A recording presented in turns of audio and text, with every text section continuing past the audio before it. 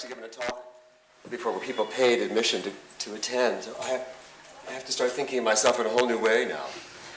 I'm going to talk briefly about sort of a way to think about art and more specifically paintings in general, and then talk about my work. I'm going to borrow some concepts from literature, which I hope won't be construed as, well, how to put it? It's easy to overburden art or paintings with literary theory or borrowing some literary theory when it doesn't really need to be propped up in that way. However, some ideas from literature are useful, and why not? Since in a way we're all trying to do something that's related. There's a really interesting literary critic. He's actually English, but he lives in New York, works in New York, named James Wood. Some of you probably know his work. He coined a term that he attributes to Flaubert, something he calls the free indirect style. And the free indirect style, as exemplified by Flaubert in the mid-19th century, is simply a name for that device which almost all fiction shares, which is the thing which allows the author to cast his or her voice into a variety of narrative situations, so that, for example, the author can give the narrator of the book, if the book is in first person, let's say, one voice, and can attribute observations, perceptions, flights of fantasy to another character in a slightly different tone of voice. That ability to modulate and disperse point of view and observation throughout the narrative woof and warp is the thing, the plasticity, which makes literature come to life. And we don't need to agree or disagree, but Wood locates that within the Flaubertian universe. I think it has something to say about how works of art acquire meaning generally. The other literary idea, it's not even a literary idea, it's an idea that has to do with someone in the history of literature, might seem a little bit far afield, but anyway, in the late 20s, Catherine Ann Porter, who was a great kind of realistic or naturalistic short story writer, wrote an essay about Gertrude Stein, and it's interesting to even imagine that Porter would have concerned herself with Stein, because on the one hand, Gertrude Stein was the exemplary case of a radical avant-gardism, completely unconcerned about accessibility or even readability or legibility. And Catherine Porter was a highly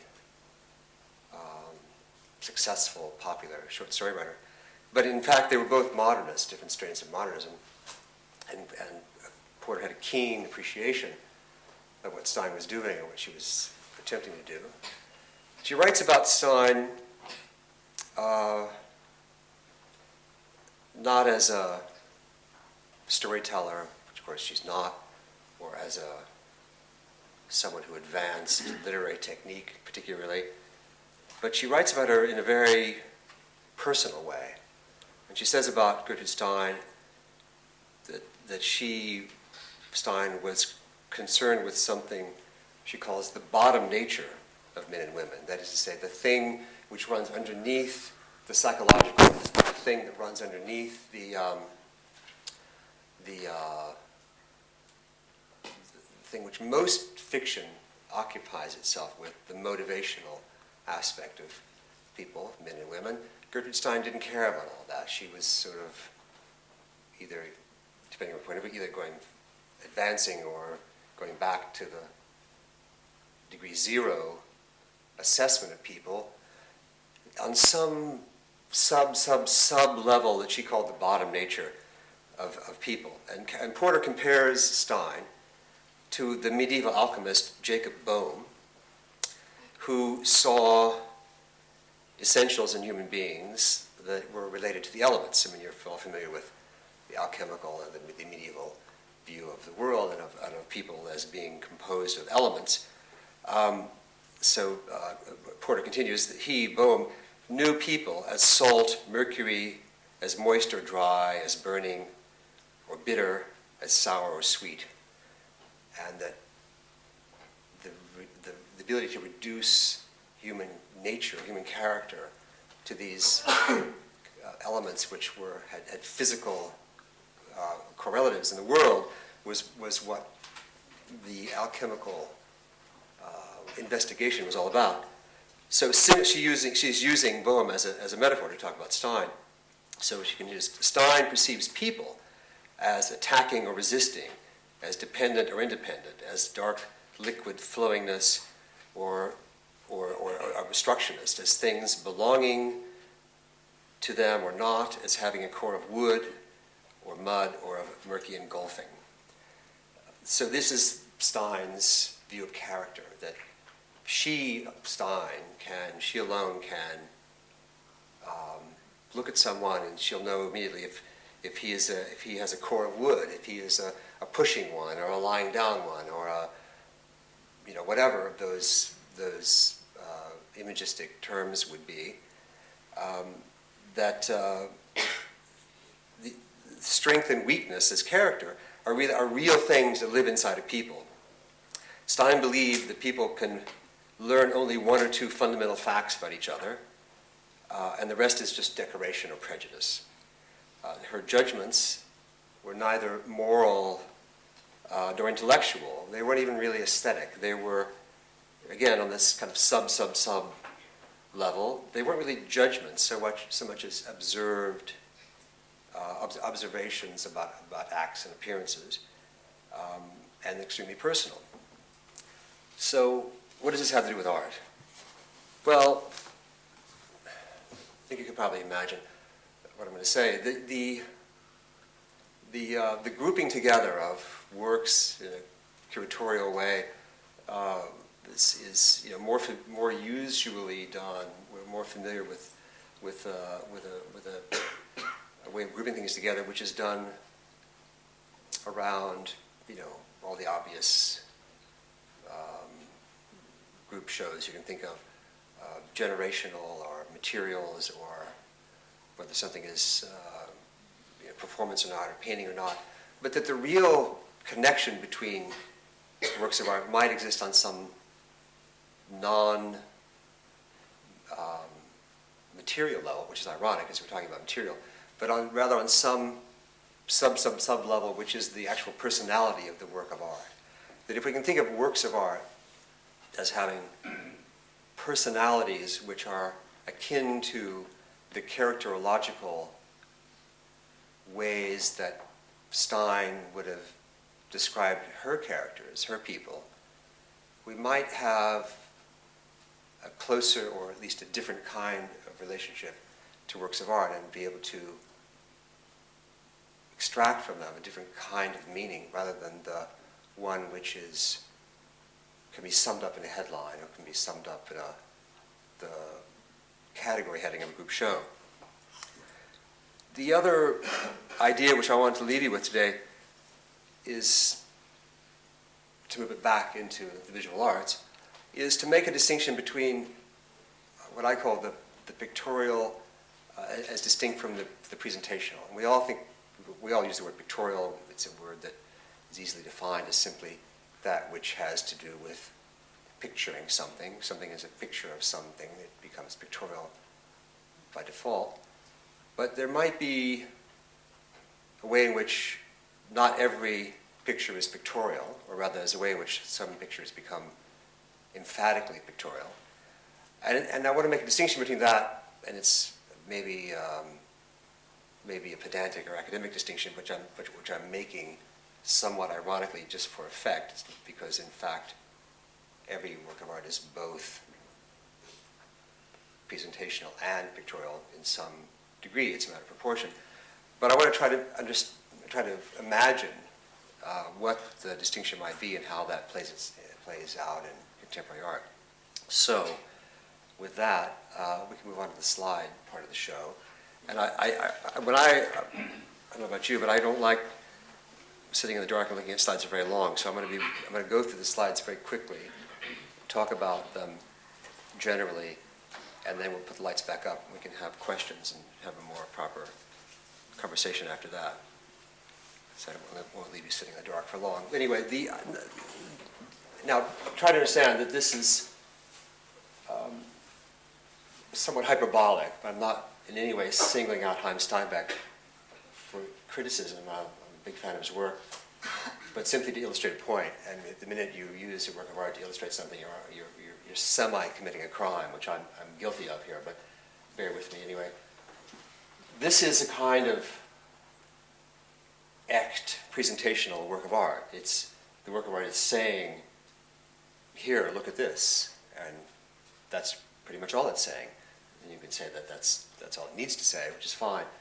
But it's an attitude about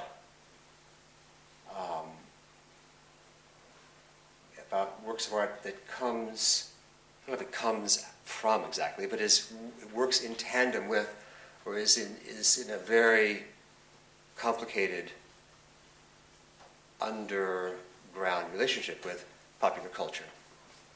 Because the way popular culture operates in an almost exclusively presentational mode all the time. It's always presenting things to us and saying, look at this. And there's nothing wrong with the presentational mode, and again, not meaning to criticize any particular artist for working in that mode, because it's simply the mode of modern consciousness to a certain degree. However, I'm only trying to make a distinction between that and some other more complex mode, which is the pictorial. Now, so the question is, what's the difference between the Chaim Steinbeck, which is found stuff on a constructed shelf, which says, look at this, isn't this amusing, or isn't this funny, or isn't this tragic, or aren't we silly, or aren't we brave, or whatever, and the Jeff Koons, which is very similar. It's a presentation of stuff from the commercial world, inflatable animals meant for the swimming pool in suburbia. The difference being only that these commercial images were reconstructed, that is to say they were meticulously rendered in a different material, made to look like themselves. I don't know why that would necessarily make it more pictorial than the Steinbeck. I can't even explain to you why it works. But I feel that there is some different vibration. And again, I'm not establishing a hierarchy of quality, but there's some way in which this work of art tells you that it's not only what it seems to be. And that quality is something that we might call pictorial. It's more apparent in paintings, obviously. This painting by Matisse is a kind of exemplary pictorial painting in that it aligns the framing edge of the painting, the picture, the edge of the rectangle, with the image that's being pictorialized. So that alignment on the surface of the painting between the paint and the image is that pictorial quality. I mean, one of the things that you might say is one of the distinctions between the presentational and pictorial is that presentational focuses on the what, and the pictorial focuses also on the how. So the how it's brought to your attention is at least an equal part of what it is we're looking at. This is a painting by Dana Schutz from, I don't know, 5 years ago or so. You might or might not know her work. She's an artist in her mid-30s working in New York. I think this painting it's about a lot of things. One of the things it's about is point of view. I don't know of another painting which uses this exact point of view, an overhead view of someone sleeping on, taking a nap on the grass in his backyard in the park, we don't know. And it's a kind of, we tempted to use the word cinematic. It's kind of cinematic view, an overhead shot, we would say. But I want to try to de-emphasize this cinematic because I think it's a kind of catch-all phrase which only gets us so far. You could be standing over this person, and what's interesting is that the painter, the person who held the brush, has to, in her mind, stand over the person to achieve this point of view. And the way that point of view is made to exist on the surface of the painting, the painting is not nearly this large. It's kind of a bit of a distortion to see at this scale. Again, it's the alignment of that point of view with the surface as it is physically made to exist in the paint is the thing which, for me, it makes it very, very much alive. Dana also goes one step further, and she actually cut holes in the canvas, those black splotches, which look like it might be an ink stain in the guy's shirt pocket, is actually a hole cut in the canvas. I mean, obviously a master of pictorial representation, Roy Lichtenstein, well, I don't need to say anything about this, it's so obvious, but I just thought I'd put it in because it's fun to look at. In the pictorial world,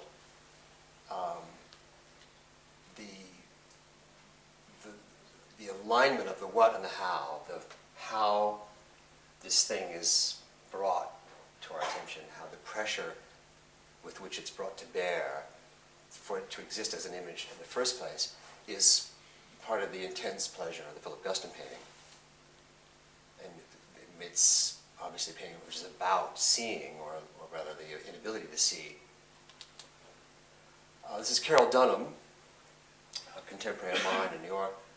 And I think this is also a great example of what I mean by the pictorial, the alignment of, well, firstly, it's just the audacity of painting this bather scene in this hyper linear, cartoony style, some very classical subject, very almost combining the irreverent and the loving caress of the paint in the same painting is feels to me to be very alive. Anyway, the hair moving forward in the space of the painting to the surface of the painting, surface of the canvas, with this nutty curlicues that depict stray strands of hair. That blob of hair with its tendrils seems to me to be worth the price of admission. There's something just so present about this painting, not just because it's graphically delineated, but because of the audacity of the conception of the way the space of the painting is used, and again the way the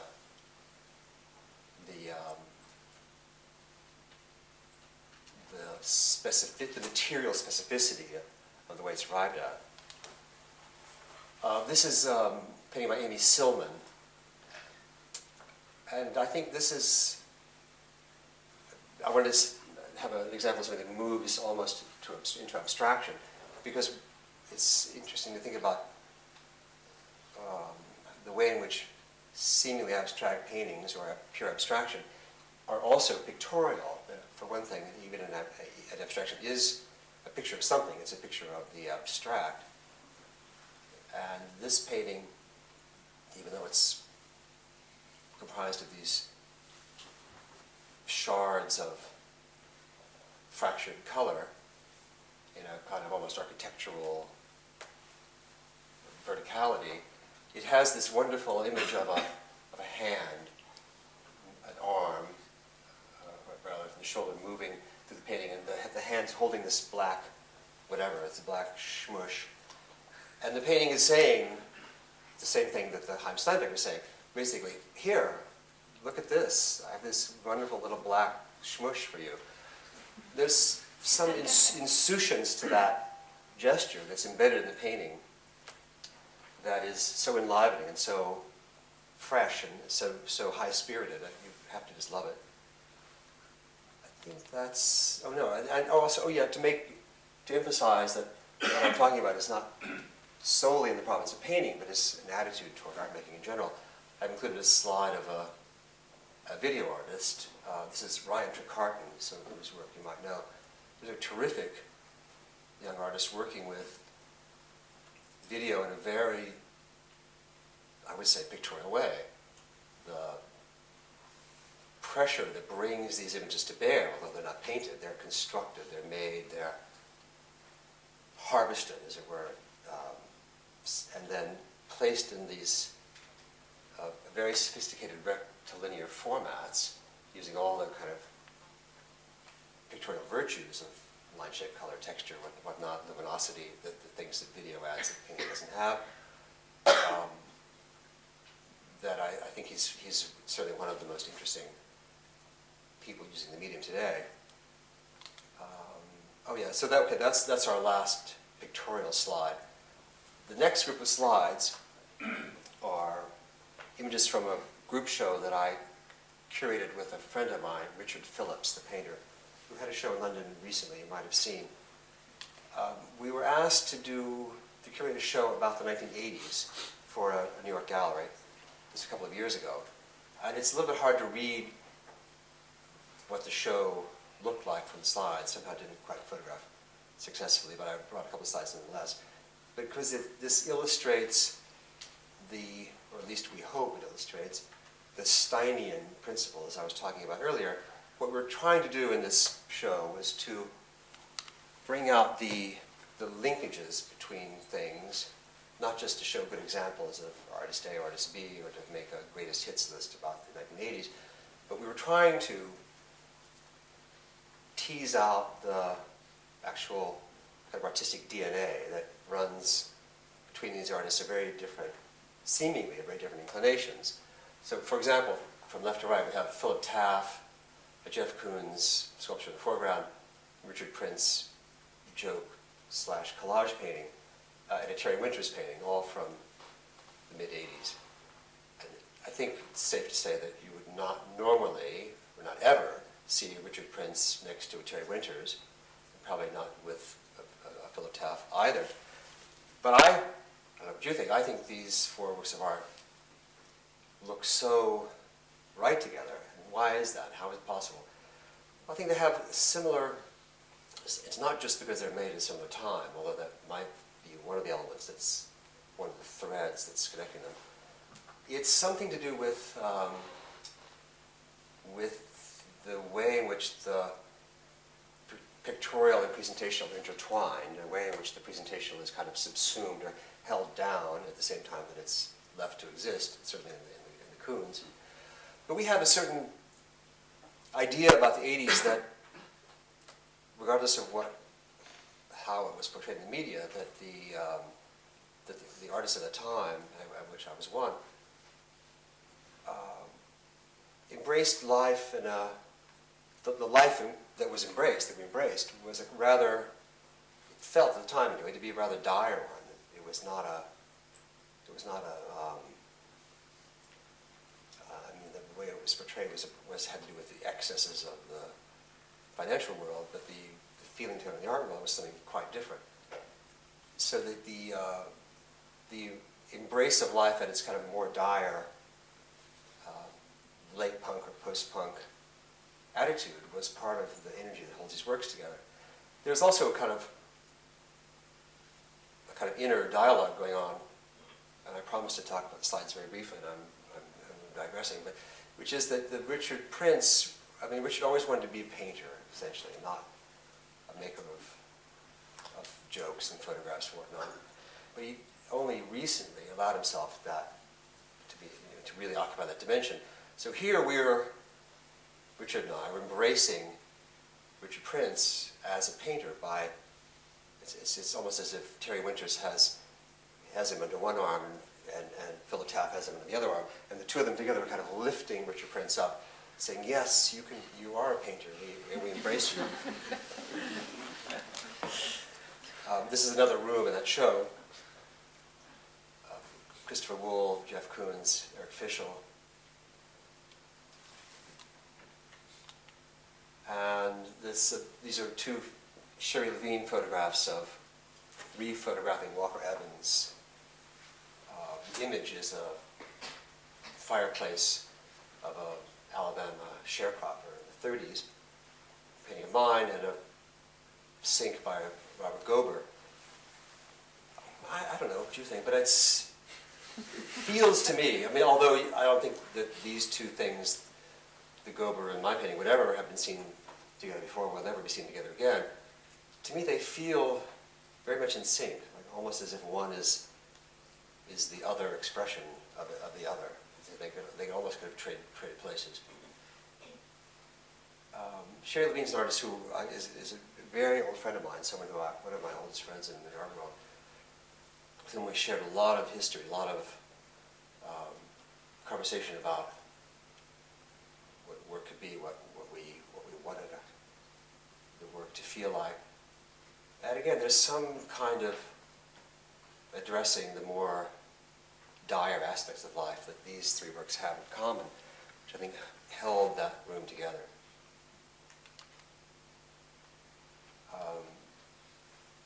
Francesco Clemente, Carol Dunham,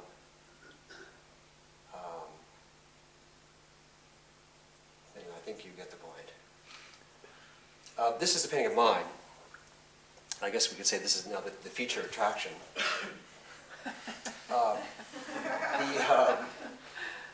I'm not showing this as a painting which I think is the best painting I've ever made, or even a particularly successful painting, but I think it's interesting in this way. What does the painting say? What is the painting? The painting is an image of these two characters acting silly.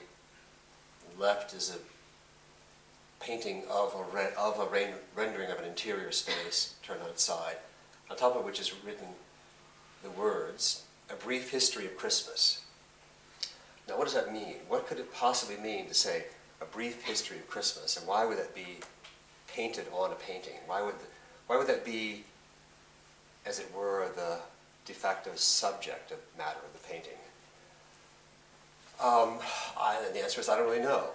But what I like about it, and the reason I did it, the reason it's there, is it answers to an idea of what-ifness, which I wanted to get into my work. What if, so let's back up. Who would be asking, who asked for a brief history of Christmas, and what would it look like if someone asked for it? I like the idea of being able to make a painting about a hypothetical what if, a hypothetical question, as if someone were to ask this. And the painting then asks the viewer, to consider, oh, wait a minute, who's asking this? Why are we asking this question? And to treat that as a normal, completely accepted pictorial event, almost as if it were a painting of still life. So we have this, because the way in which it's painted, a brief history of Christmas, each word is a different style of type, making a very pictorialized representation of that sentence, so that the type itself becomes subject matter, and it throws the viewer back on a kind of pre-visual plane in which the possibility of this free-floating question would have to exist. And that's something which I call the what-if-ness of painting. So I'm going to contrast this with another painting, which is very similar, from a couple of years later, just to give an example of how a good idea can result in a pretty good painting, an okay painting, and the same idea can result in a painting which is not so great. This painting should work as well as this painting, got the same ingredients, but it just doesn't work. Why not? Well, the sentence is all wrong. The painting is too sure of itself. The painting presents its kind of typographic extravaganza. What took you so long to open the door, Eddie? I was unconscious, which just happens to be a line from a Richard Foreman play. Richard Foreman was a guy, I mean, if you know his work, he's a playwright-director whose work has been a big influence on my thinking over the years, and who's someone I've worked with in the past. I wanted to make a painting that had some element of Richard Foreman play in it, and I thought this line was a pretty good gag, but it puts too much pressure on the line to deliver the juice for the painting, and the painting as a result feels overblown and flat. So I'm not making any tremendous claims for this painting either, but I think you can see at least it has a kind of tautness that this one lacks. All right, now we'll go on.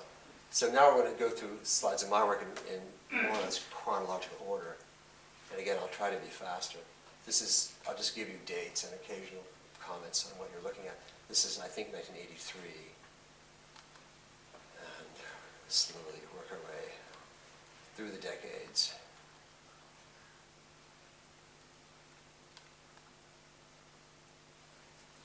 It's hard to see in slides, but the round white circles are actual cafe tables, about so big, which are cantilevered off the surface of the painting into space. And then the smashed bits are just what they look like. They are actual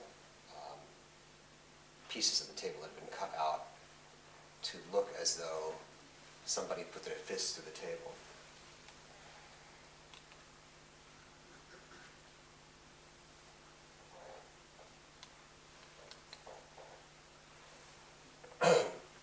These slides are making the paintings gargantuan.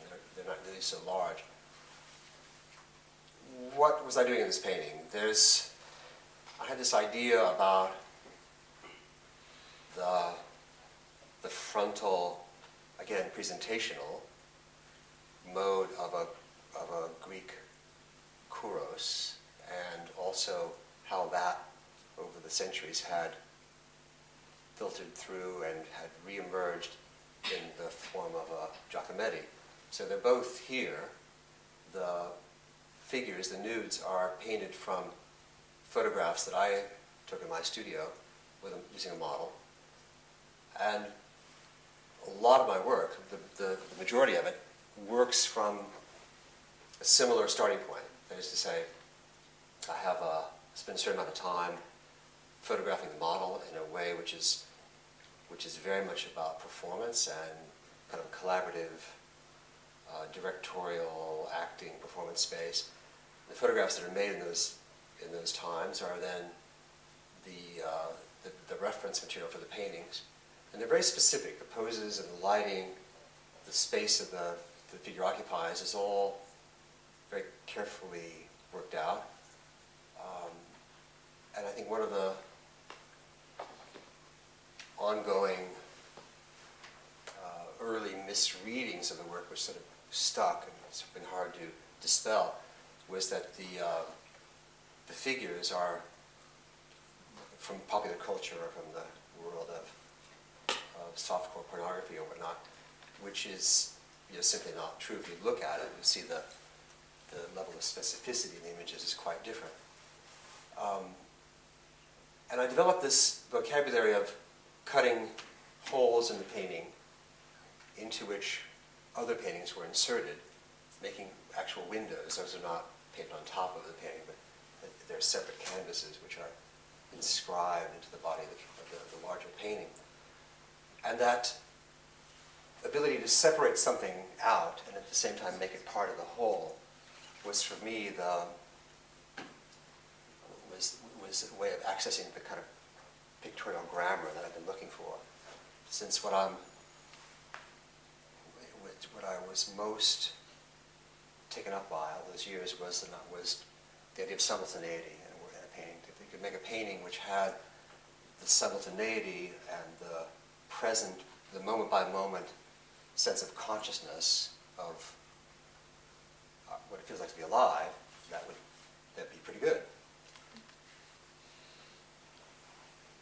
And sometime in the late 80s, that way of working became more elaborate, became almost Baroque, incorporating more and more things, photographic panels, this frieze-like panel that sits on top of 2 or 3 or 4 panels below, and the symphonic almost, I don't want to sound too self-aggrandizing, but kind of compositional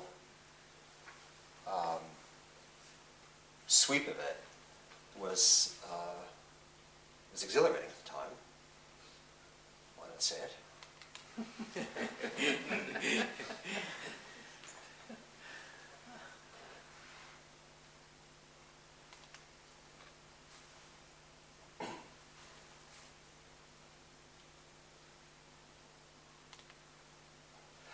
This is, I think, 1988 or so. And toward the end of the 80s, I began to feel the need for a desire to be engaged with groups of figures as opposed to simply solitary ones in a ambiguous interior space.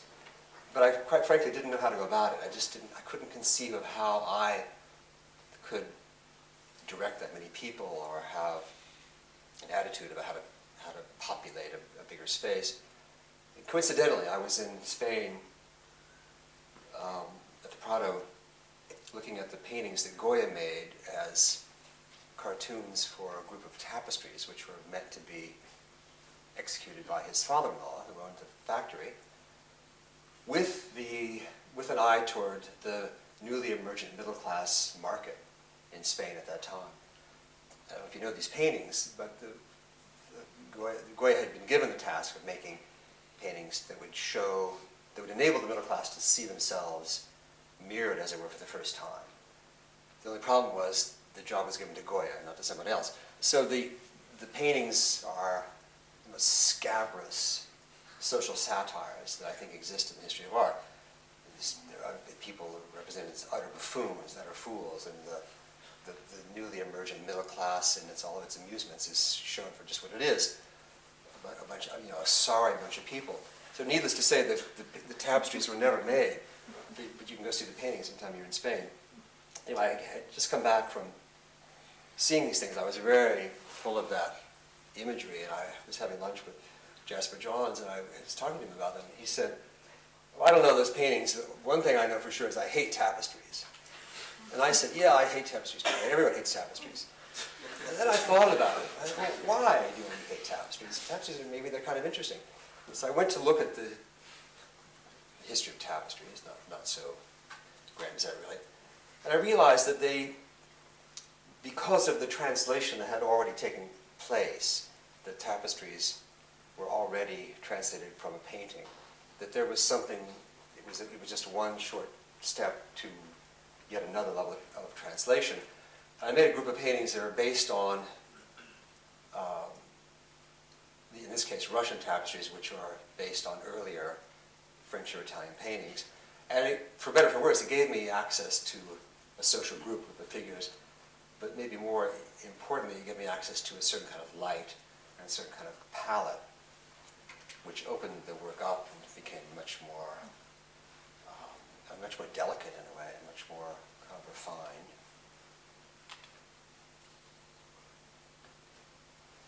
And some of them were done simply in grisaille, which gave the whole thing a kind of fluttery, silvery quality, which is kind of nice.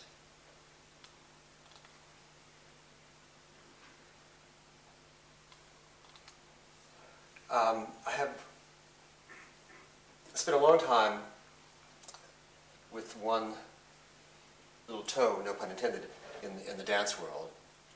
I've been working as a designer for the ballet for about 25 years, mostly with one choreographer. So I wanted to make some paintings that in some way engaged my involvement with dance. There was a photographer in the 50s who photographed the great stars of the Paris Opera Ballet in its heyday. And I used those photographs as the underlying material, underlying imagery for this group of paintings, the ballet paintings. So that what you're seeing is it's a kind of clever pictorialism, that the stage space is aligned with the pictorial space of the painting, but all that just becomes a backdrop on which a lot of other things happen.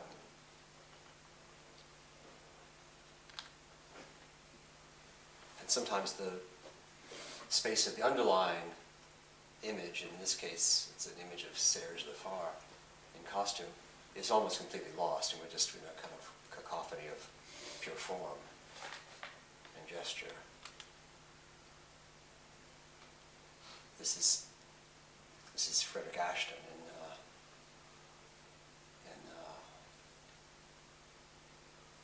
which ballet is it? I can't remember. It's Cinderella, of course. So I want to show you some, I went ahead twice, some actual comparisons of the paintings to ballet designs. Again, one doesn't literally illustrate the other, and one is, it's not as though the painting went directly onto the stage or vice versa. But when you see them side by side like that, I think it's clear the sensibility, some of the same formal vocabulary, and a sense of theatricality, which has always informed my work, is maybe more clear when you see them next to each other like that.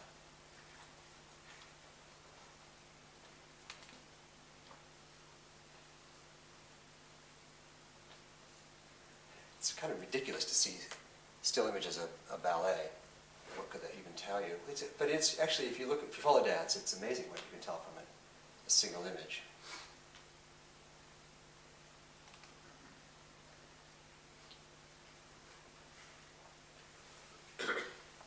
This is pretty funny, having tried to prejudice you against the presentational. In these two images, the presentational is the thing which is moving the painting forward and moving the set design forward. Here, look at this.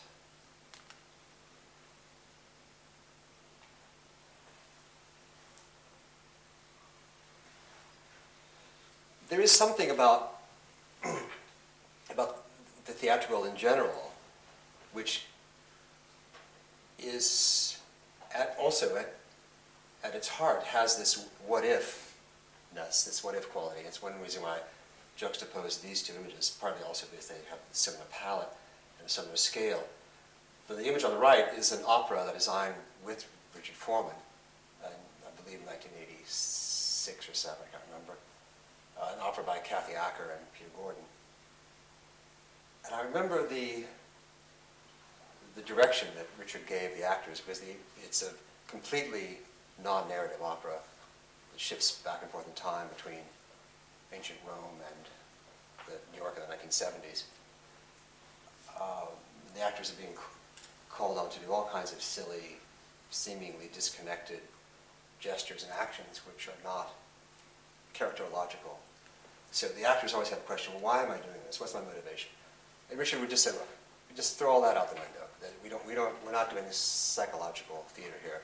The thing that's going to get this across and make this show work is if you have, he's telling the actors, if you have the absolute conviction that what you're doing is the right thing to do, not just that, but the only thing to do, and even if somebody knocks you down and ridicules you, you're going to get up and do it exactly the same way again because you just have an absolute conviction that that's the way it has to be.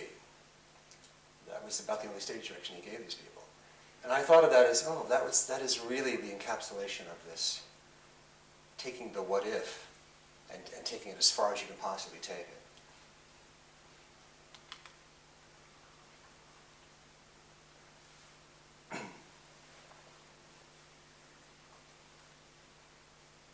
So the what if, of course, connects to the nature of poetic juxtaposition. What's going on in this slide? This is a ballet from the 80s. The dancers are here. It's hard to see in the slide. These shapes, these boat and it's a truck shapes on a vertical axis, descend from the fly space, descend from above, come hover over the dancers, then they start blinking on and off. The individual panels start blinking on and off in a random sequence. And what's going on down below, the dancers are dancing to a spoken word text by a 50s hip cat named Lord Buckley. Another group of paintings based very consciously on earlier kind of advertising imagery, there was a great show of Jim Rosenquist from a work from the 60s in which he showed the collages behind the paintings, the images the paintings were painted from. And I thought they were so great. If he wasn't going to do it anymore, I was going to continue the tradition. I was going to use where he left off as my starting point. So I made some collages using the vintage imagery from the 60s, and then made those into paintings, which then formed the backdrops for other things. Maybe not so interesting, but there are one or two of them are kind of okay, simply because of how the structure explodes these images in a way which has some energy to it. I put this painting in for another kind of funny reason. This is a painting to show you how things change over time, and one should always, if possible, put paintings away for 10 or 20 years and then look at them and see what you've got, but no one has time to do that anymore. This is the painting when I made it, I think in 90-something, mid-90s. I thought it was pretty good, and it was acquired by the Guggenheim Museum, and everyone agreed it was a very good example, and blah, blah, blah, had hit all the right notes. And when I look at it now, I just feel like it's boring. It's a painting which is sort of like a good student. It so wants to be good, it so wants to be liked. It's doing all the right things, pretty dresses and butterflies. I just think it's kind of bland. It has no real bite to it. What would you do to it now? Say again? What would you do to it now? Oh, I have no idea what would make it better. But I mean, probably nothing. It can't be saved, but it's just funny how you can fool yourself sometimes. Well, not that, but just how things change over time. These other paintings I'm going to show you, I pretty much still believe in. We'll see how it goes. Also, things look so vastly different in slides. It's not so banal in real life. Believe me, it's much more intensity and the scale is right.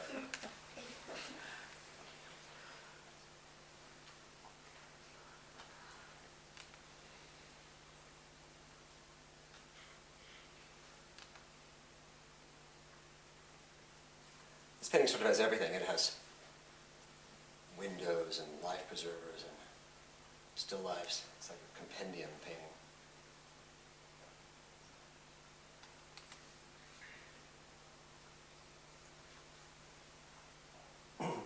This was kind of a perverse little painting I made that was based on again, this idea of translation over time somehow interests me.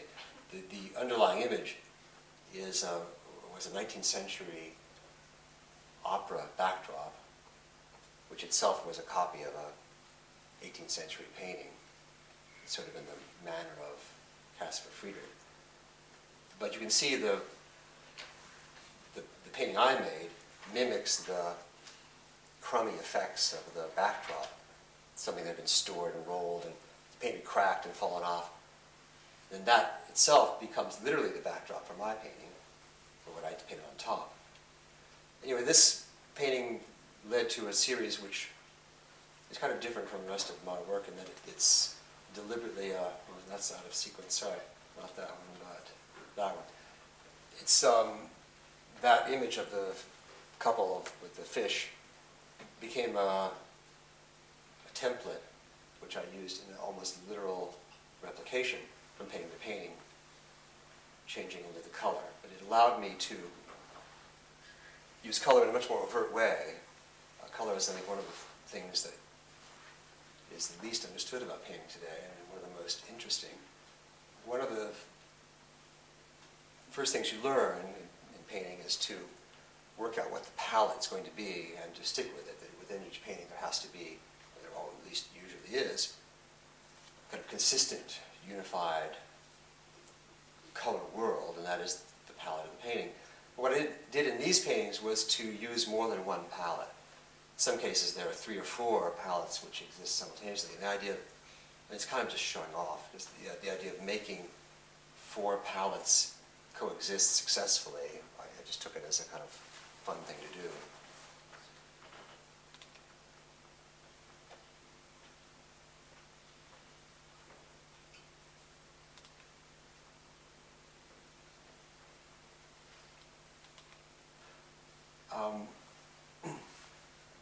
this is from about 5 years ago. I had been very resistant to the digital age. Fischl, who's a good friend of mine, had made the switch to composing his paintings in Photoshop a long time ago, one of the first people to use a computer. Before that, his paintings were really composed on the canvas in kind of real time in the space. And he realized that anytime you're moving things around in a pictorial space, it's much easier to do it on a screen. And I really resisted this idea. I thought it was not for me. He kept saying, no, you're really wrong. This computer's really made for how you work. Let me show you what it can do. And once I finally said, okay, just let's get it over with. He showed me the various things you can do in Photoshop, which any child can do. There's nothing sophisticated about it. But I realized he was right, that the computer's ability to distort things in a way which would be impossible to imagine otherwise was something that I indeed found very compelling. And I made a group of paintings using that very idea. I still had to turn them into paintings. It's not digital art. It's painted, and it's very laborious. Not that that means anything, but anyway, laboriously arrived at painting. But the underlying distortion is very much a product of the computer. I think they work, but it's, I think, still too soon to tell because the digital thing we're living in is obviously still unfolding. So in other words, I'm not sure what this thing's relationship to digital culture really is, if it's anything more than cultural tourism or not. That's another one. And then the distortion, the thing I call the vortex, no longer became the main subject of the painting, but became another element that was used in combination with more traditional elements, until it started to leave the paintings altogether. It looks like it's just about ready to fall out of the painting. This painting has this is kind of a nice example of how inspiration or simple visual ideas, maybe inspiration is too fancy a word, can come from any place. There was a industrial design magazine from the 50s I happened to see just in passing, that the cover of which was divided into these kinds of color bands. The black and white photograph of something, a machine, that was divided into these color bands. And I just thought it was a great pictorial idea, so I used it in this painting. The text says, put light bulbs under him which eased the shadow of the enormous shelf. If the word were complete, it would be the word shelf. That line comes from an interview that Bob Rauschenberg made a long time ago, in the 70s, I think, with someone, in which he was describing the process of making the painting Monogram, the famous painting of his with the goat that has the tire in the middle of the goat. Bob worked on that painting for years. It only at the last moment became what it is today, a painting that's on the floor with the goat standing on the painting. For a long time, the painting was on the wall, and the goat was sitting on a shelf that projected out of the bottom of the painting. I didn't know, by the way, I'd never heard that until long after I had made my own paintings that had shelves projecting off the painting with things sitting on them. But I was happy to know that Bob had established a precedent. Anyway, so he's talking about the way his mind works in this very literal-minded way. He said, oh, I thought the goat was so heavy, it looked heavy, it was sitting there, it was too heavy. So I put light bulbs under him, the goat, which eased the shadow of the enormous shelf that supported him. And I thought, it's heavy, so he puts light bulbs under it to make it lighter. There was something so hilariously literal. Rauschenberg was famously dyslexic and not a reader. His relationship to language was very idiosyncratic. That it seemed to me to be a kind of wonderful metaphor for how the artist's mind works. And so I took that phrase and conjoined it with the pictorial idea from the Industrial Design magazine, and I couldn't resist putting a teacup top of the painting, just for good measure. People always want to know what the paintings mean, how they're supposed to read them, can they be read, do they mean anything? It's as if the choice is between utter legibility on the one hand and utter meaninglessness on the other. There's no in-between state. Well, I think all paintings can be read. Even abstract paintings can be read, and I don't think it's that hard. I also don't believe the cliche about modern art, which we've all grown up hearing, which is that everyone's interpretation is equal, and it's just a matter of what you bring to it. I think that's, if you think about it for 1 second, it's obviously absurd. Everyone's interpretation can't be correct. If that were true, nothing would mean anything. I think there are a few viable interpretations for any given thing, and those things change over time. But just like there's not an infinite number of equally valid interpretations of a poem, nor should there be for a painting. So people say, well, how do you read it? I can't get anywhere with it. It's just a bunch of stuff floating around. Well, one answer would be, well, that's okay. It's perfectly okay for there to be just a bunch of stuff floating around, just the way there's just a bunch of marks floating around an abstract painting. But if you wanted to read the painting, you could. If you wanted to go further into the painting, it's not always that hard. So for example, what's going on here? Well, again, we have these color bands from industrial design, but that doesn't mean anything. That's the condition of the painting's self-fragmentation. Or what does the painting say? What are the images?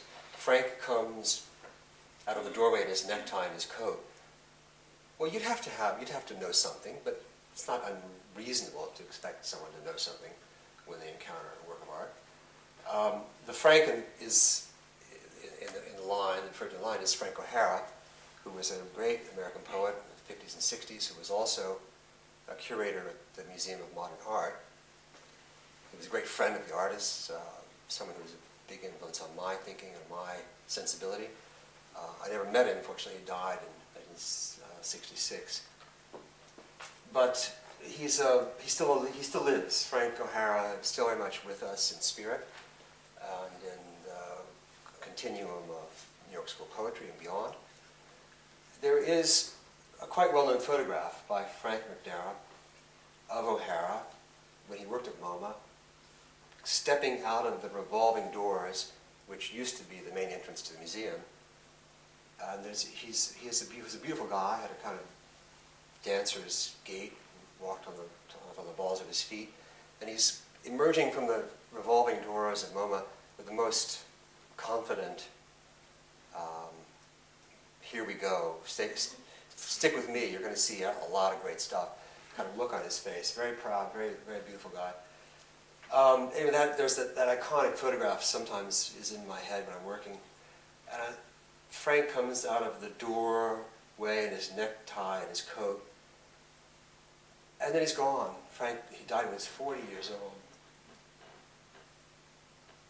And so the painting is really about missing Frank O'Hara and the various kind of visual symbols of his knighthood and his contribution and his sense of longing. Anyway, that's one reading. You wouldn't have to know that. I think you could get the feeling tone of it, even if you had never heard of Frank O'Hara.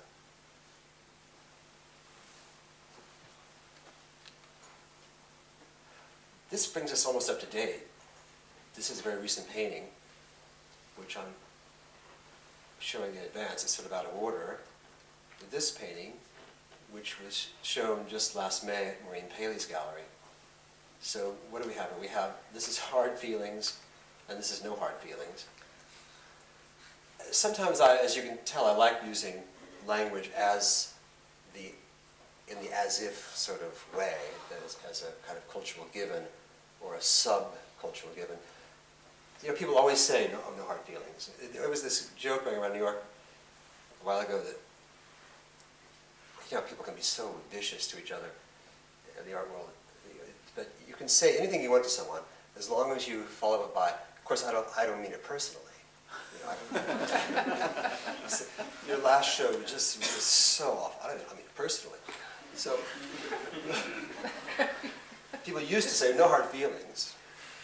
No hard feelings. But sometimes you can have actually hard feelings. Yes, there are hard feelings. There are a lot of hard feelings in the room. So we have hard feelings, no hard feelings, and Mingus. Now again, Mingus. What does Mingus have to do with anything? It's a great name, great phonetic utterance, great genius composer.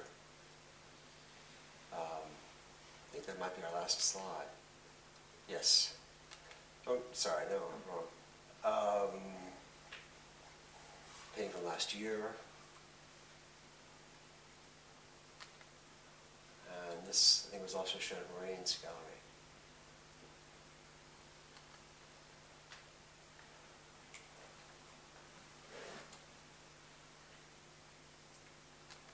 That's the last image.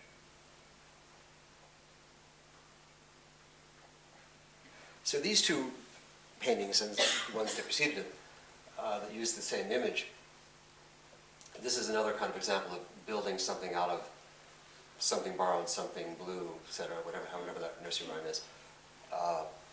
The underlying structure of the painting, the composition of the painting, of a raft zooming off into the horizon, is pretty much lifted from a 19th century American painting by George Caleb Bingham. You might not know. It was actually quite interesting painting. Worked in Missouri in the 1840s and 50s. He was also active in politics. In the Caleb Bingham version, the raft is populated by a bunch of boatmen. In fact, the painting is called The Jolly Boatman. And the boatmen look like they're about, not they're about to do, that they are doing a kind of song and dance number, showing how great it is to be a boatman on the Missouri River. When I took the boatman out of the boat and left only this kind of flat-bottomed, iconic rectangle, it looked like it was more at home on the River Styx than on the Missouri River. And I thought it had a beautiful, ghostly, evocative quality at the same time that it used the magic of the receding horizon line into the landscape. So I just took it and used it as a backdrop to assemble these other component parts. I'm kind of happy with where that one's going, no pun intended. Okay, that's our last slide. Now we can turn the lights on so you're not seeing in the dark anymore. Don't do that. Turn it off. Great. So,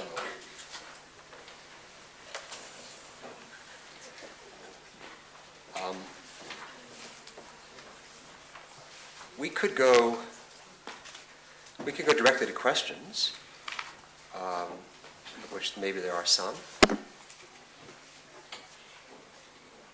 Yes, and you have to probably talk about. Oh, there's a microphone. Great. Hi, can you hear me? Yeah.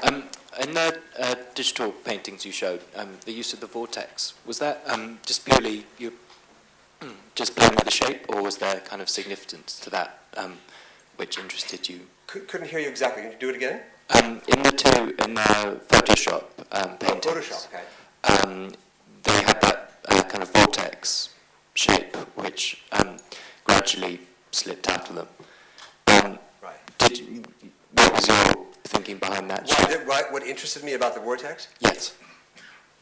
Well, I had been interested in anagrams for a long time. I made some paintings in the 80s that used, not anagrams, anamorphs. The anamorph, which was something invented in the 17th century as a kind of royal amusement, where the image was painted on a kind of ovoid distortion, which could then be decoded if looked at in a convex mirror.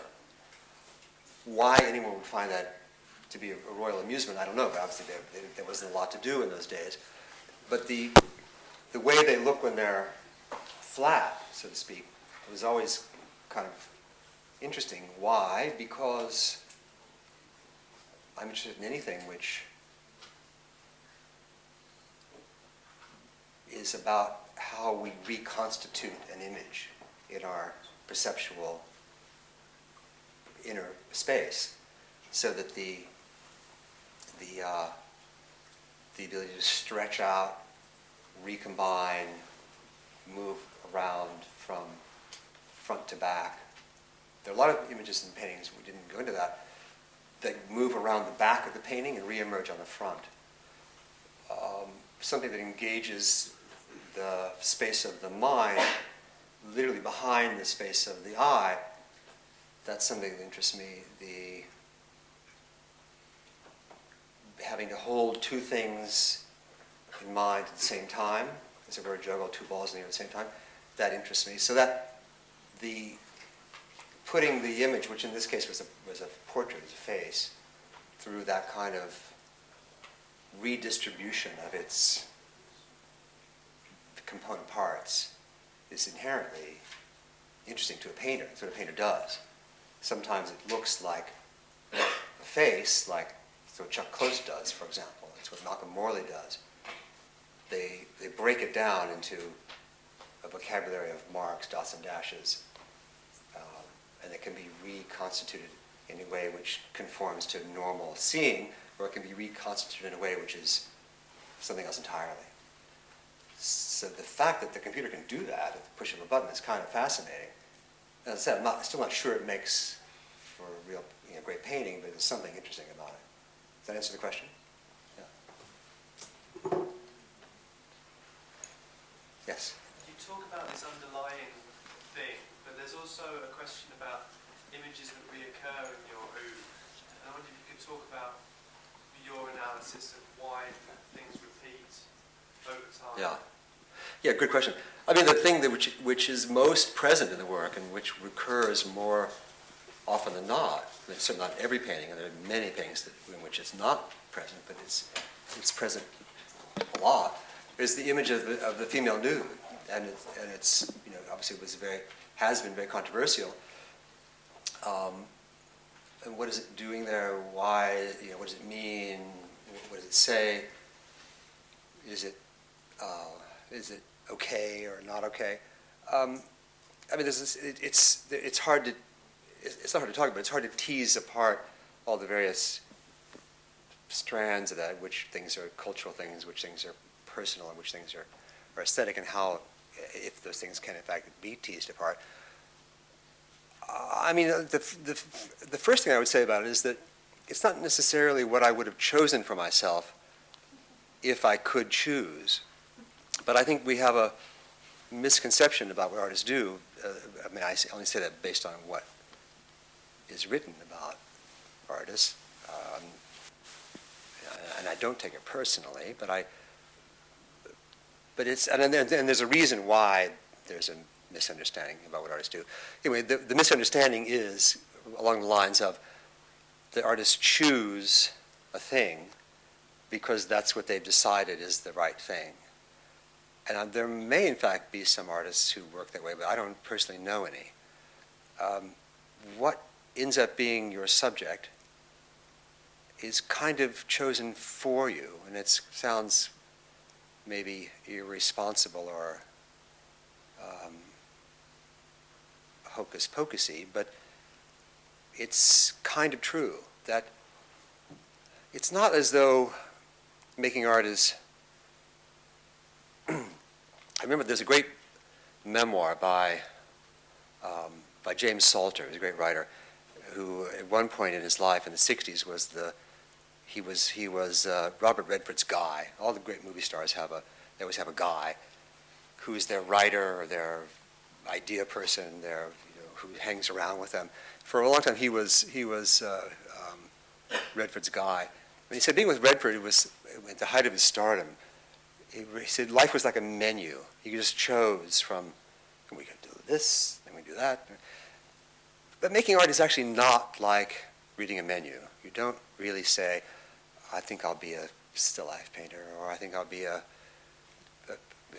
portrait painter, or I'm going to focus on the nude. It's something that, your subject tends to choose you rather than the way around. As I said, it might not have been the one I would have chosen for myself, but I'm just glad something chose me as opposed to nothing. I mean, you can end up with nothing as well. I think that the specific frisson, the charge that image, the female nude image has in my work is, so this was, and certainly again, not in every case, and maybe not any longer, but for a while was necessary to provide the way in. In a way, that's the way into the painting, both literally and metaphorically, so that the other things that occur in the painting can acquire the gravitas. In other words, the nude is what gives the painting the gravitas. And as I said earlier, the way those images were arrived at is in very collaborative performance mode. There's the way in which my work has grown out of a kind of theatrical involvement from the very beginning gives the paintings, again, some specific gravity, some specific surface, an expressive quality which they wouldn't have otherwise. To the degree to which it's caused distress or be given offense, that's the point at which you have to separate the life from art. I know that because, well, if we were in any other area, we would say, well, it's the artist's obligation to trespass, as it were, to go where other parts of society or life don't go.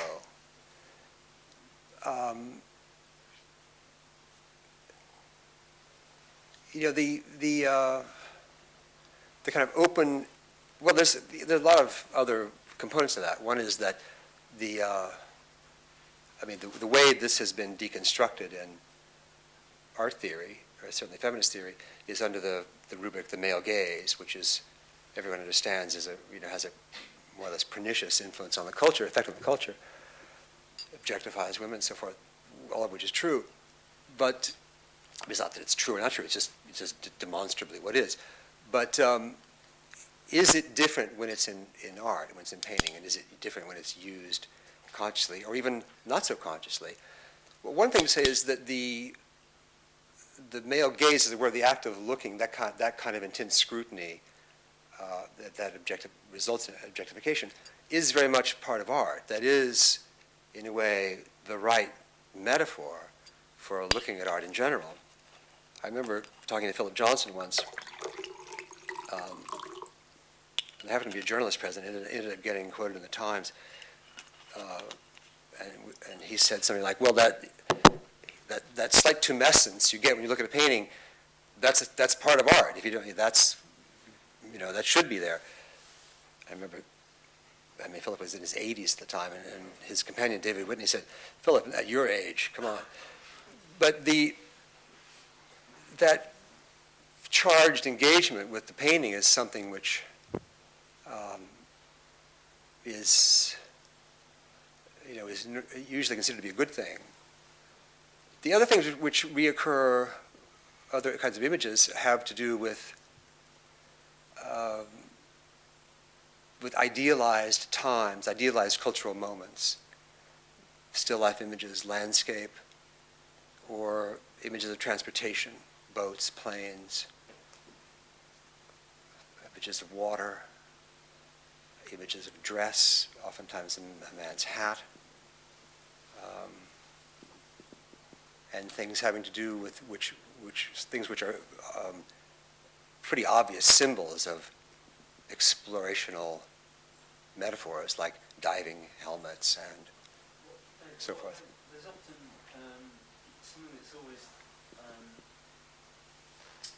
I've always wondered about what they are in paintings. These things that are like rags or draperies, or like in some of the recent paintings, they appear as a sleeve, or there's always this kind of, and sometimes you sample yourself, you represent these things as they've been in earlier works. Right. What's that about? Painting drapery is one of the great things that painting can do, going back to very early paintings. The rendering of drapery, the taking of a thing which is the folds in a cloth and coming up with a equivalent on a flat surface is just one of those miraculous painting events, which for me still holds, has some juice. So you see that a lot in my work in various forms. There was an image of a handkerchief that sort of is hanging as if someone's holding it like that, or it's pinned on the wall, which is sometimes those things are there because of the energy they convey. I think one of the questions is if you know the references, or is the painting more than the sum of its references? And I would say, well, I certainly hope so. I mean, I don't think it really matters if, let's put it this way, the painting is not meant to be, anyway, a reference guessing game. I don't think knowing the references necessarily gets you anywhere. But it comes back to my original thought about what I said earlier about your subject matter. The paintings are guided by, and this is where it gets very tricky, because all this kind of thinking has been, it's highly suspect in certain circles, but it's really guided by an intuitive sense of what the painting is telling me at once, or asking me. Yeah, and it's very intuitive. So it's not so much that I'm intending to make this or that statement in the painting. I think in general in art, the whole notion of intentionality is highly overrated. Intentionality is kind of a shorthand for the way work is more realistically arrived at, but it's easier to talk about if you say, well, what I intended was this. And, I don't intend anything except to make an interesting painting. What I intend is to hold the viewer's attention and make something which hopefully will do that over time. Does that answer your question about recurring images? No, not really. No, okay. Just to clarify, you were sort of getting onto it. I'm not really talking about the subject matter of the women in particular. Yeah. There's these life preservers, and there's a painting, I think it's in Fingers in Mexico, and there's one recently called Helena at 5 a.m. or something like this, and there's motifs in it which are exactly the same. There's a kind of potato-headed face that splits open, these bead-nosed figures, and the folded fabric, and there's a series you did called Nouns, and you showed this Guston, and he's all about this lexicon. And I want to know what the emotional intensity of that lexicon of yours is for you. I think you've kind of answered it yourself, haven't you? That sounds like the answer. I'm not sure what's left to say. But what prompts you to redeploy that image after so long? And is it a conscious decision, or does it just learn? Well, doesn't it appear to be? Doesn't it seem like it would be natural for things to reoccur in one's? Things reoccur in our lives. Why would they not reoccur imagistically in our lexicon, as it were? I mean, I have no. Lexicon's a perfectly good word. Visual vocabulary, imagistic vocabulary. It makes sense to me that if you're engaged with painting bottles, for example, the same bottles reoccur throughout Morandi's career. You can even go to his studio, Bologna, and see the bottles themselves. He never bothered to buy a new bottle. He just kept reusing the same ones in different combinations. That doesn't seem strange to me, that they would reoccur, that they would go away for a time and then they would come back. It's not governed by anything I can access at this moment. It might be governed by something deeper that I have to excavate, if I thought about it more, why that thing came back. I mean, the life preserver is a pretty easy one. There are sometimes, if we can say the paintings are a kind of theater of more or less clear or more or less murky private symbols, some of them are very direct. Sometimes you really just need a life preserver. Sometimes you wish someone would throw you a life preserver. And there's a long tradition in painting, certainly in American painting, of painting that thing which you desire you wish, I mean, there's a fantastic painting by John Pito of a $5 bill, which he painted when he was so broke that he just, $5 seemed like a fortune to him. So he didn't have the dough, but he had the paints. And anyway, so sometimes you want someone to throw your life preserver. That one's pretty easy. I'm not sure what other ones, the drapery we did. Drapery is a stand-in for the human body. It's a stand-in for style and taste, and it sets time and place and mood, all that kind of stuff. It's a very useful, dramatic element of dramatic design. So that's easy. What else is there? Not asking you to give me a definition Yeah. of them. I'm just intrigued because is there a project in your mind for reallocating the meaning by using them again?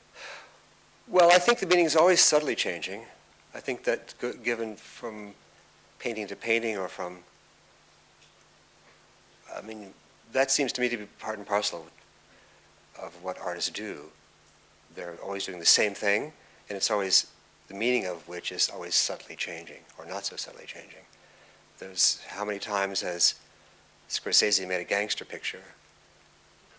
Many, but his view of the gang, or his, what he wants to say about gangsters changes from picture to picture.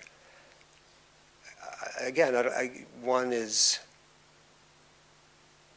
has one's, and sometimes, honestly, it feels very meager, and I wish it were much larger. One has one's corner of subject matter in the world, and by changing the inflection, you do change the meaning. You change the, the famous Wittgenstein quote, for the meaning of something, consider its use. So the recipe changes. As Balanchine said about his ballets, he was famously verbally dismissive. Of course, he wasn't, English was not his first language. He said, it's just like cooking. It's just a little of this and a little of that, which he was being hyperbolically modest. However, there's a certain truth to it, because ballet steps are highly codified, and they're known by everybody, and there are not that many of them. So how is it possible that he could squeeze so much and so many different kinds of emotional resonance out of the same ballet steps? It's kind of the same question. Not that I'm comparing myself to him. Does that answer the question? Okay. Yes? I have a couple of questions for you. One of them I was thinking of, when I saw the work of the tribute to Frank O'Hara, I was wondering, do you think it's a little bit subversive, though, to put the woman inside the painting? I mean, Well, yes and no. I mean, everyone knows Frank was gay, so he didn't sleep with women, but he loved women, and he had a lot of women friends in his life, and he almost slept with Patsy Southgate. He tried. So there's a way in which Frank wanted to think of himself as a beautiful woman, and that was certainly part of his poetics. So, it begs the question, well, would the painting have been a more effective tribute to Frank if the nudes had been male instead of female? I don't know. We could, perhaps. For some reason, for me, it wouldn't have the same feeling. But I don't think it's disrespectful to Frank, anyway. and then the other, I had a couple of those. Go ahead. The other one I was thinking of, you discussed a lot about the frontal imagery, and something which I wanted to know, just from your own interest as an artist, is which one do you think is more rational when you're doing your perspective versus aspective design in presentation? Which is more rational? I don't know what you mean. Well, I know it's a very ambiguous word to say rational, but No, I just don't know how rational can be assigned to a compositional idea. What's an irrational one? I just don't know what you. I'm not trying to avoid the question. I don't think I understand. Does anyone understand it? Which is more rational? Well, I mean, maybe this is as simple as this. That one-point perspective is obviously an invention, which doesn't correspond to reality exactly, but has convinced us over the years that it does conform to reality. Is that what you mean? It's highly rational. It's highly deliberate. The change based on different periods of time. But I'm a student, so it's a question which I was actually in class one day. Yeah. And I wanted to know, you're actually an artist, so. Yeah. You have to ask your instructor. I can't answer it. Sorry. I mean, and then the other one that I was thinking of, you said you have mixed feelings about technology. What are your feelings with technology now? Oh, I don't have mixed feelings about technology. Technology is fine. But what I said was that I didn't rush to join the digital age. It's neither here nor there. It's just a personal predilection. It could say I don't like flying, or I don't drive a car. I have nothing against technology, and artists always use new technology every time it's been available to them. There's nothing unusual about that. Yeah, you have a question? Yes. I just wanted to go back to the beginning of the talk where you were mentioning about writers and relationships with work. Right. And looking at your work, I was thinking about the title of the book, Fischl, Artist of the Floating World. Yeah. And I was thinking about this floating sensibility that seems to permeate your work. And I wondered if you could talk about how you arrived at that sort of system, if one could use it. Well, I think I said that there were a couple things driving my work early on.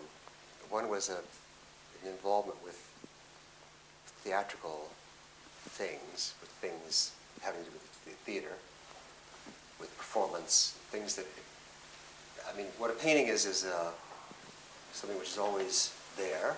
It doesn't change. It changes, our reading of changes, but the thing doesn't change. And all the other stuff that I've been involved with in my life, dance, film, theater, is time. It takes place in time. So sometimes as a painter, I'm simply jealous of those things which evolve, which exist in time. All the people I know who work in the theater are intensely jealous of paintings because paintings last. And once theater is over, it ceases to exist. But I'm a painter, but at times I've tried to mediate somehow between the two worlds. The other thing that has been driving my work early on, at the very beginning, is the desire to see, or the inability to see any other way than to see two things in relationship. That try as I might, and there are certainly times when I wish I had the necessary conviction to see the world in this way, but I try as I might, I really can't ever see one thing by itself, one rectangle on the wall. It immediately starts to call up the wall behind the painting and where the wall ends in the corner, so that the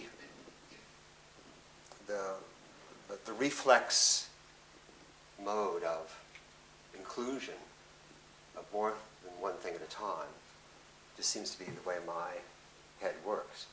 So you kind of want to make your paintings reflective of what's inside your head, sort of the way you perceive the world, if not your actual, literally what you see, but how you see. That early drive to kind of compare and contrast two similar but different things, for whatever reason, for better or for worse, has been in my work since I was a little kid. And it just got worse. The condition, as it were, just got worse. I mean, there's no cure for it. It's progressive. People said, "Oh, your work expresses the cacophony of modern life." And someone said to me once, when I look at your work, I think of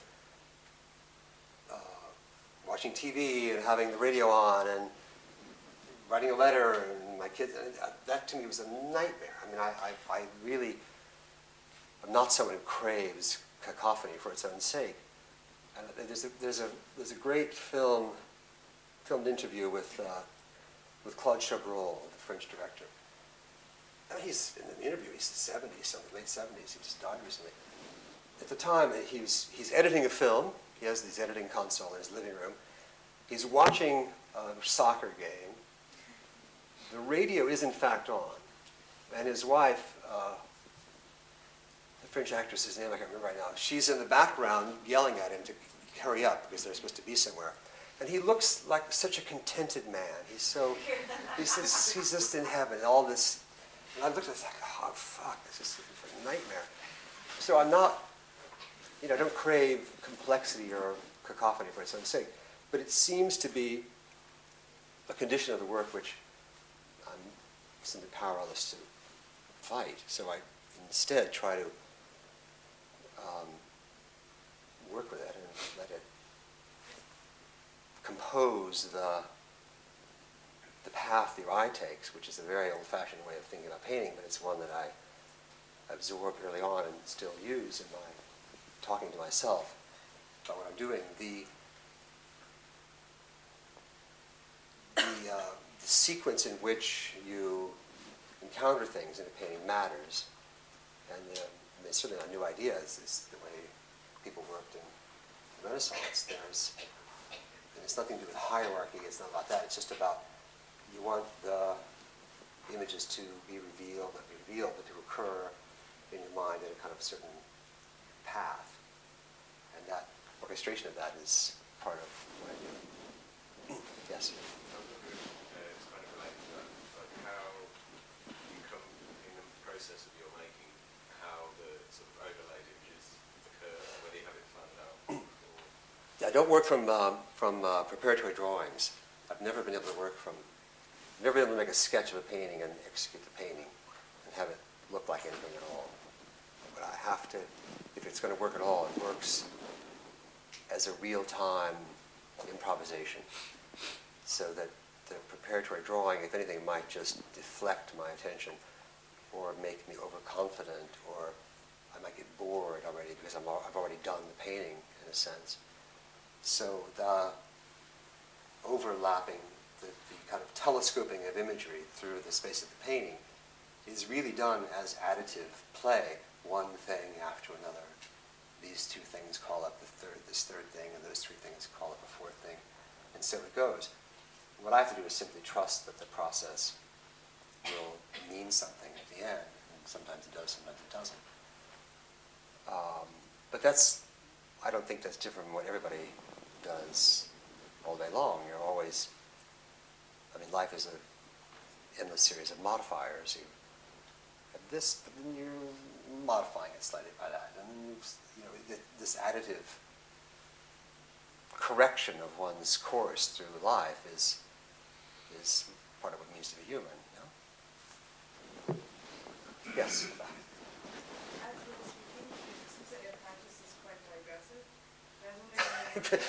I'm sorry it's so digressive. I apologize.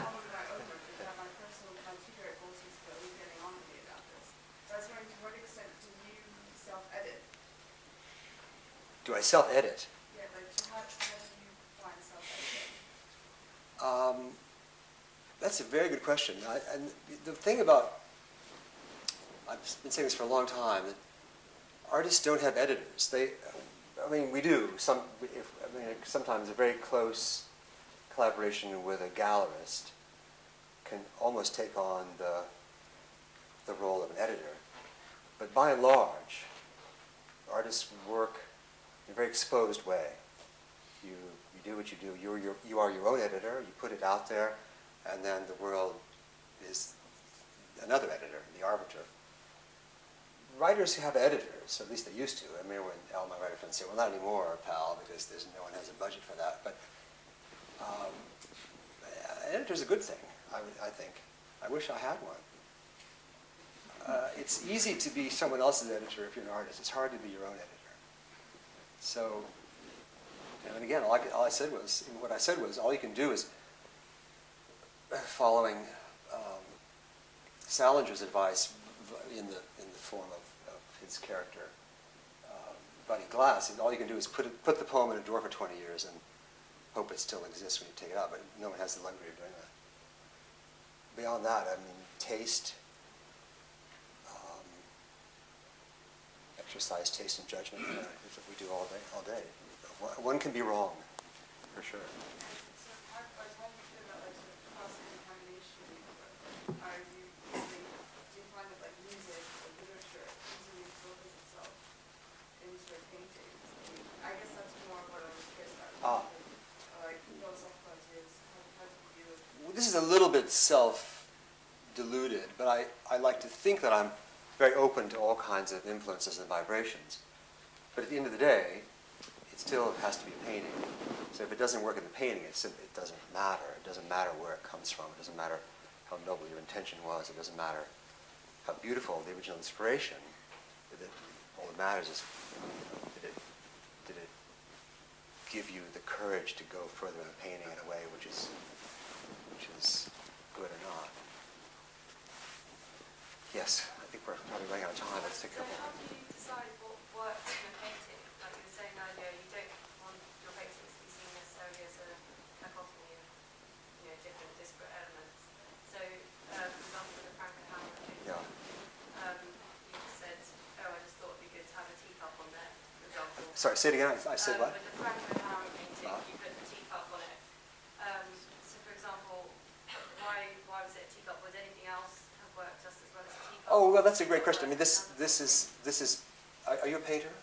I have been, yeah. Because that's really a painter to painter kind of question. People always want to know, well, why did you put that thing there? Well, it's simply, the simple answer, it has to work on every level. It has to work imagistically, formally.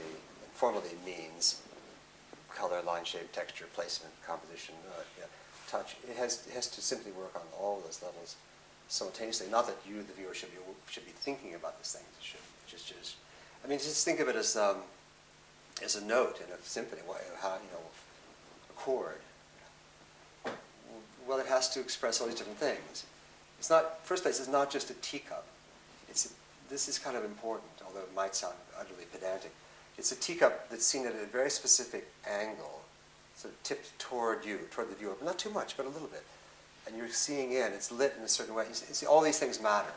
The light and shadow pattern matter, how that rhymes with what's underneath it. And it has to do with where it is in the painting. It's actually sitting on this woman's head in this way, which almost turns it into a little cap, which is both kind of silly and preposterous, but also kind of lovely. And it's all those things combined, you see. So this is where painting is more than a description of its components. And if you told a friend about that painting on the phone, you say, yeah, it has this striped color bands, and then in the upper right-hand corner, there's a teacup balancing on this girl's head.